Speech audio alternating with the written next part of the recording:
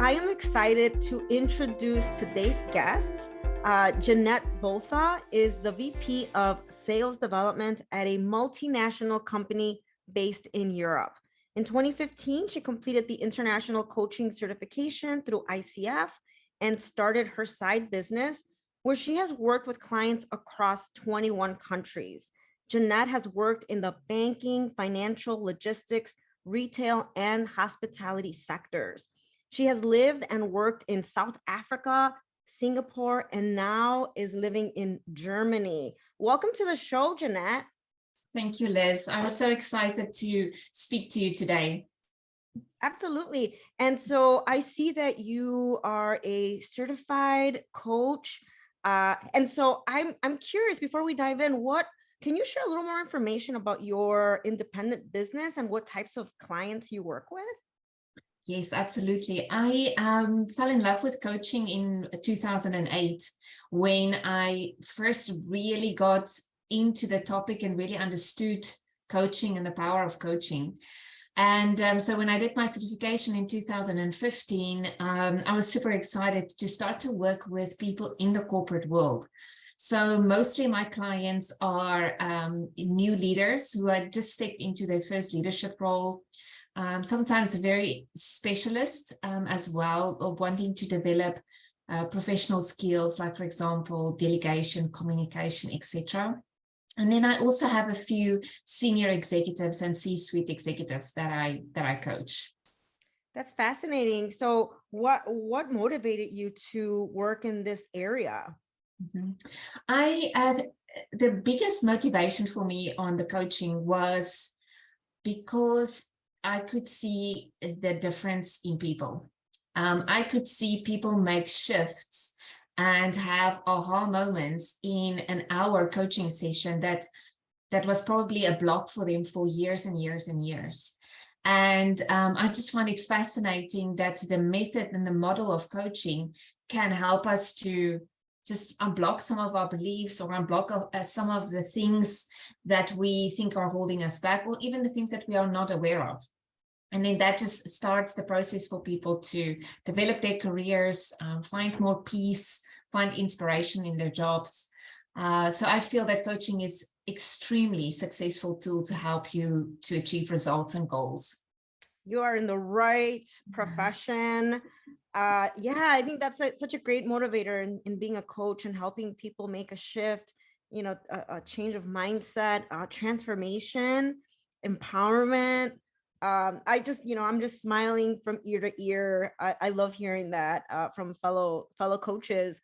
And so you and I connected and we had a conversation. And so, in your bio, it says that you are currently a VP of Sales Development. However, you learned a valuable lesson in obtaining this role. Can you share your experience? Yes, I understand that you call it a valuable lesson. At the time, it was extremely painful. But in 2016, actually at the end of 2015, I was on a high in my career.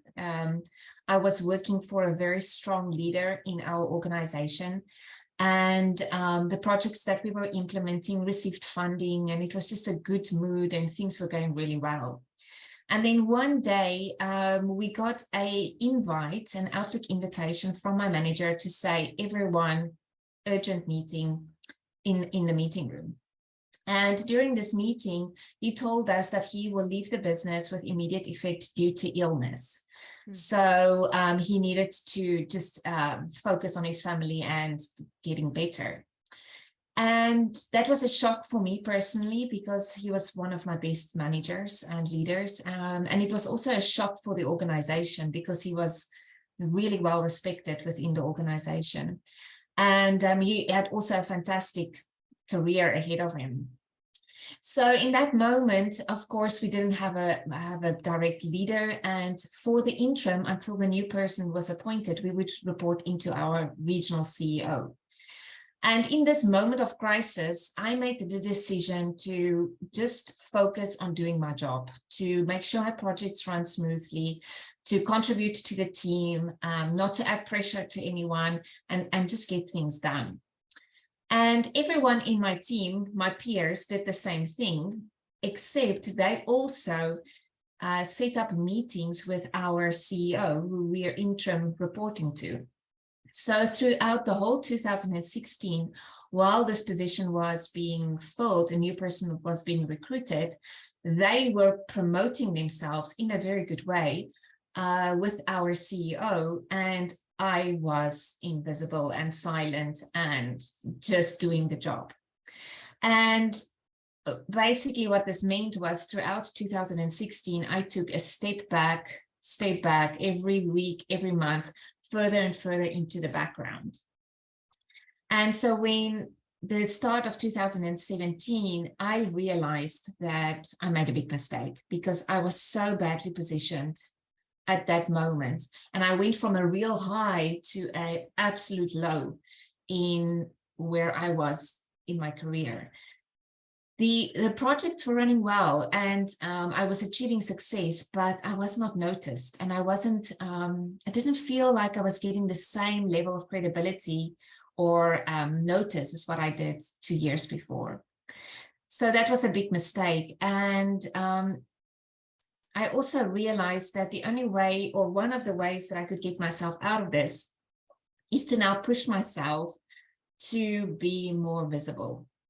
To speak up in meetings, to present well when I need to present well, to set up meetings with my leaders, even though I'm intimidated, or even though I feel like, what do I even have to offer? You know, I don't want to intrude on their time, for example. And I had to make the decision to just put that fear and that uncertainty aside and go for it and be visible. Like you said, you know, I called it a valuable lesson, but it's a hard lesson, a valuable but a hard lesson.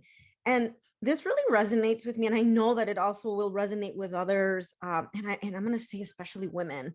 So I feel that it's so easy to focus on the work. So like you were saying earlier, you're saying, you know, my projects were still successful, but you didn't articulate that, right? So you didn't have that visibility. I'm curious, Jeanette, why did you feel like you didn't have to talk about the successes where you're like, well, I'm just doing my work? What, other than being intimidated, were there other reasons that you felt that you didn't need to share your projects? I think, and this is something that I sometimes pick up with my coaching clients as well, it is also cultural. So if you grow up in a culture where children are seen and not heard, or respect your elders, I see in myself, I know, and also in my coaching clients, we have this vision of senior leaders as the authority. So we need to be quiet. Where and in countries or in cultures that's more egalitarian, there's more equalness between the levels. And I believe one of the things that held me back was just that vision of, what do I have to offer? It is just little Jeanette and her projects, you know, so why should I take 30 minutes of his time? And that is a mistake, because also he came from an egalitarian culture, which means he's actually quite used to junior, senior people, you know, speaking to him. So he doesn't have that necessarily, that belief, but it came from me. So that is one reason. And I always look out for this in myself and also my coaching clients, because it's not necessary to really have that belief if the other person is not on the same space as you are in this topic. I also think, and you know, in reflection on all of this, is that it was also the easy way out, you know, and I hate to admit it, Liz, it's just like, it's horrible for me to admit this, but it was also easier not to do it, because you have to prepare for it. There is stress beforehand. There's maybe anxiety as well. The actual meeting, because of what I tell myself, is maybe challenging for me. And so I just chose, you know, the road of least resistance. And I paid for it. Like I said, in my opinion, this period where I was stepping back, it took me probably 18 months to 24 months to get myself back. So if I could equate where I was at the beginning of this whole process and to get myself back to that moment was about 2 years. So that's a big thing. It's a big mistake in a way, you know, because if you think about not only progression, but also salary, you know, on this new role. And I feel, of course, I learned a lot of skills in the 2 years prior to my promotion. But in essence, I could have been on this level and on this grade way earlier than I was. Yeah. So that is how it turned out for me. But there's implications for me. Thank you so much for sharing, you know, your truth and for being transparent. And I think these are lessons learned that will be helpful for, you know, anyone that's listening to this, including myself. Because again, a lot of the things that you're sharing really do resonate with me on a personal level, because you mentioned something even cultural. The same thing, you know, growing up, it's like you don't interrupt your elders and you only speak when spoken to. And all of those things really are ingrained, and you bring that into your professional career, but they can be detrimental. And so you know, you said something that I'm like, yes, I feel the same way. Like sometimes even like with, you know, in having scheduling meetings with supervisors, I'm like, oh, they're so busy. You know, I don't want to waste their time unless I have something really, really important, or just being in the background. Like I just, you know, I'm a busy bee and I work, and my work will show for itself, and I don't need to talk about it. So in that vein, what are some strategies for people to be more visible in the workplace? What are some things that you recommend that people are like, you know what, I need to have this mind shift? What are some strategies? I think the first thing for us to do is to have a mind shift or mindset change, in the fact that I think we believe it's bragging or selfless self-promotion, or you know, just not being humble, when I would make the case that it is our jobs to be visible. Because if we think, firstly, our leaders have many different functions reporting into them, so they cannot possibly know everything that we are doing. It is our responsibility to update them. It's our responsibility to tell them what we are working on and the impact that we are making. And recently I read an article from Harvard Business Review, who said, the author wrote that managing upwards is crucial, and your communication skills, including your presentation skills, is absolutely crucial for managing upwards and keeping your leader up to date. So in a way, I feel it is also our responsibility to do that. I also think that, you know, I think when we think about presenting and self-promotion, we might have that type of person in our mind that's always on stage and always speaking in meetings and almost never offers anything of value. And we don't want to be like that. But the fact is that if you have that in your mind, I feel you can be completely confident that you're not that person. You know, so looking like that takes some energy for you have to really push the boundaries to actually look like that. So I think it is also just firstly changing that mindset that it's my job, it's my responsibility to be visible and speak up and to contribute in meetings. I always make the joke, you know, in our job descriptions, there's not one single line that says sit quietly during meetings.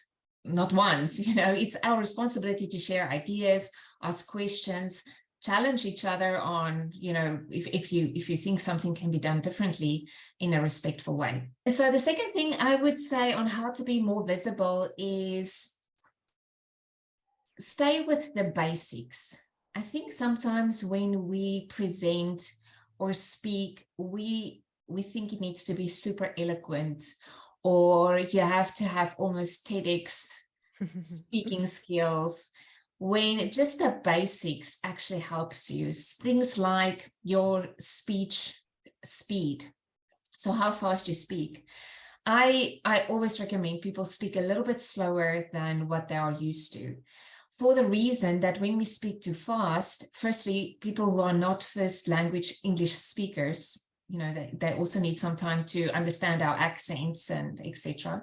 Yes. But also when we speak too fast, we can seem nervous and not confident. So just to slow it down, I once got the advice that when you think you're speaking too slow, you're probably at the right pace. Interesting. That would be my recommendation, because then you also have some time to think, you have time to connect with a group, and it's just not so rushed when you have to give an idea and you know, give an update. So you bring up some very important points here in providing some of this context in how we are in our workplace. And so meetings, right? And you talk about contributing during meetings, asking questions. But yeah, one of the things and concerns that people have is not being afraid of saying the wrong thing or asking a silly question. Or, oh, I should know that, or I'm in a leadership role, like I shouldn't be asking this question. And so, you know, early in my career, I was that person that would just sit on the sidelines and listen to everyone else. And I would just observe and nod and listen. And it was my supervisor who said, Liz, you need to ask questions.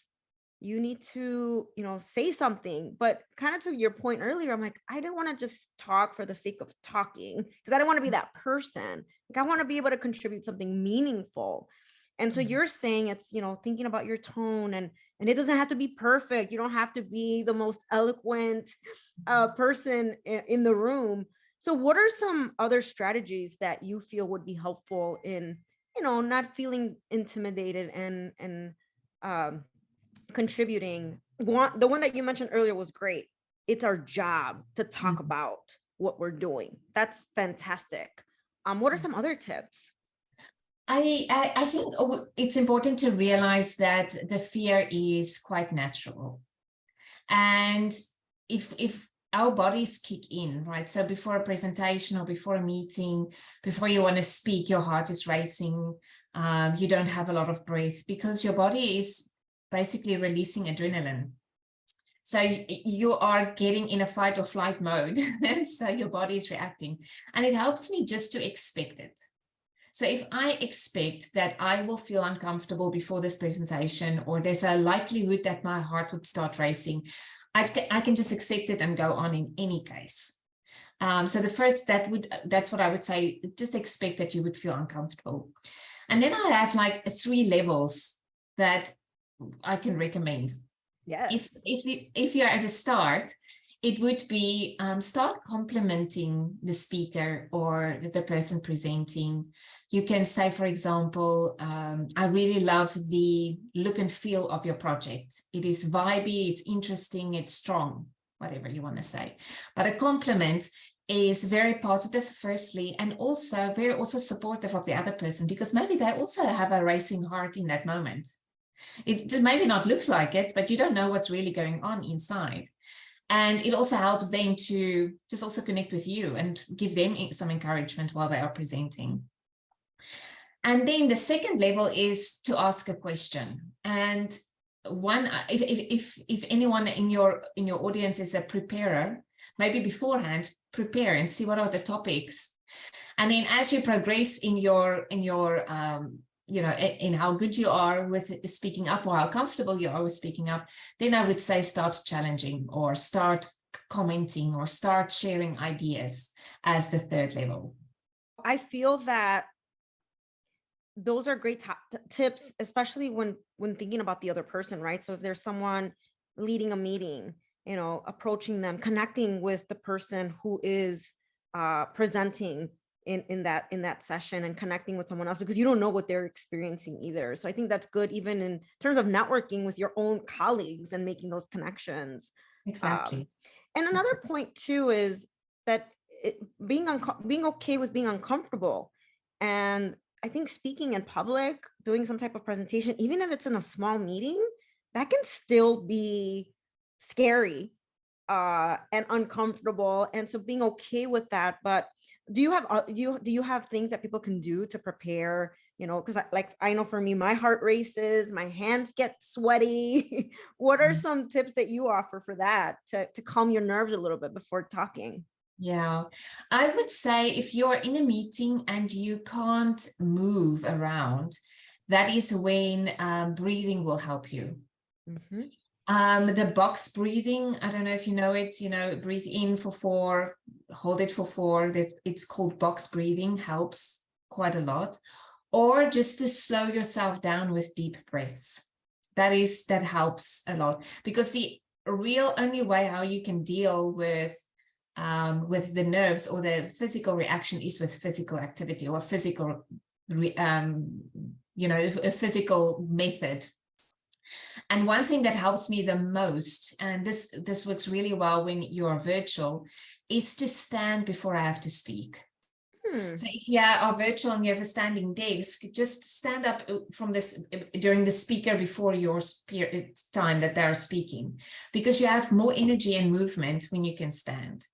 And if you are in a face-to-face presentation and you can stand in the back of the room, I would do that as well. I always do that. So before I need to present, before I need to facilitate, just before my session, I always stand, because then I get looser. Yes, those are great tips. I personally like to do the Amy Cuddy power pose. Here's the Wonder Woman pose. And depending on where I'm at, I'll play some music. So I love Kelly Clarkson. So I play a Kelly Clarkson song, and I'll just, like you said, stand up, breathe, and just mentally prepare for that presentation. And it's funny, Jeanette, because I've done thousands of presentations and I still get nervous. And so, like you said, is calming down, taking the deep breath, maybe some meditation, but knowing that there are tools that you can use and techniques to help you be more confident and to alleviate some of those nerves, and that it's okay. And that is exactly, and that's okay. And to remember that, or to remind yourself that even though you're as nervous, people can't always see it. So just go with it, you know, just let it go, just understand it, and enjoy yourself if you can during your presentation. Enjoy yourself.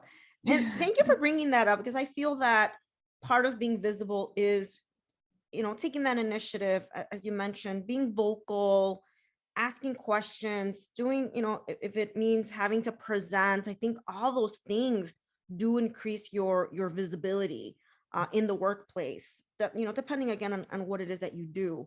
Now, going back a little bit to where we started our conversation in terms of self-promotion, uh, how do we get past that feeling of bragging? Because I know a lot of my clients will say, you know, I don't want to post on LinkedIn an accomplishment, or I don't want to talk about this great success because it's bragging. How do we get past that? That is sometimes a difficult one, because you know, naturally humble people feel that just mentioning things that they do well is bragging, when I feel it is reframing that what it looks like to brag. And saying what you have done well, in my opinion, is not bragging. It is bragging when you inflate it, or it becomes the only thing that you ever talk about. I think that that's crossing the line. But just saying what went well and what was your role in that, I feel is important. Another thing is that the projects that you work on, when they are successful, if it's helpful to maybe distance yourself, because people are already associating you with your projects. So if you can just say what we've achieved with this project, or what was the impact with this project, without self-promoting, and they could associate you with that project, that's already a first step. That's absolutely already a first step. I don't know. I think the best way is just to accept that our opinion, and, you know, I think also people are being judged for speaking up or sharing their successes. And I think that that's maybe where it comes from. It's like, if you have to stay within the group, whenever you're too successful or too vocal or too seen, or make too many steps in your career, there's always people who have an opinion about that. and that's how it is. That doesn't mean that you should be quiet about the things that you are doing well. And again, I feel it's again our responsibility, because the youngsters coming into the organizations or coming into the companies that we work for, they need examples. So they need people that look like them, sound like them, have the same gender and worldview that they do, who are visible. So I feel it's also our responsibility, and for me as a female, it's my responsibility to be visible as well for the youngsters coming in, so that they have more examples of different types of people, diversity on stage, you know. So so if that is a motivation, just to put a deeper why behind speaking up and being seen, rather than just making it about myself. I love that, Jeanette. In the lens of being a developer and a mentor, and when you think about it in that way, that you're making an impact or being a role model, that really does shift it from it's about me to I'm potentially cultivating other leaders. And even to your point about, people that look like you and that, are from similar backgrounds and that you're visible. There's more to it, right? So we have a larger impact that maybe we're aware of. Exactly. And then also I wanted to mention, the reframe, that is super helpful. And it reminds me even of when I'm coaching people for job interviews, where they're like, oh, well, I don't want to be braggy. And to your point, I'll tell people like, well, if you're saying like, well, I'm amazing, I'm awesome, I'm the best. Yes, that's bragging. But if you're just listing the facts, I Exactly. contributed to this, or I was part of a collaborative team where we were able to successfully XYZ, that is different, right? So you're showing the facts and they're not self opinions like I'm amazing. So there's difference. That's absolutely fantastic, just stating the facts, and we don't have to put too much emotion around it, because it's just the truth. That's how it is. Yeah, that's fantastic. I love having these conversations. They're so important because I think sometimes we view, certain leaders and like, oh, they're just so natural, it's innate, or people are just climbing up the ladder, but there's work, right? And taking ownership of that and being visible and taking space, right? Like we have to take up space, have these conversations and talk about your accomplishments. Those are the things that will move the needle. Absolutely. And that it's okay to do it, and that it's not a negative thing, right? And it's necessary to do it, in my opinion. It is. I always joke that I feel that presentation skills and being visible and speaking up is like the black sheep of the family. We develop delegation and leadership skills and coaching and all of these skills, but presentation skills are like, and none of us are born with it. There's also no perfect presenter, in my opinion. There's no perfect style, in my real personal opinion. There's, for me, super strong introverts as presenters, whether you're extroverted. It's really, for me, there's no specific way to do it. And I feel that we all have strengths, and if we play to our strengths and we bring that out into the presentation and into the meetings, and when we speak, we naturally enjoy it more, so our energy is better, and we just show more of our strengths rather than to focus on things that we should be doing differently. I think it's helpful to more focus on your strengths.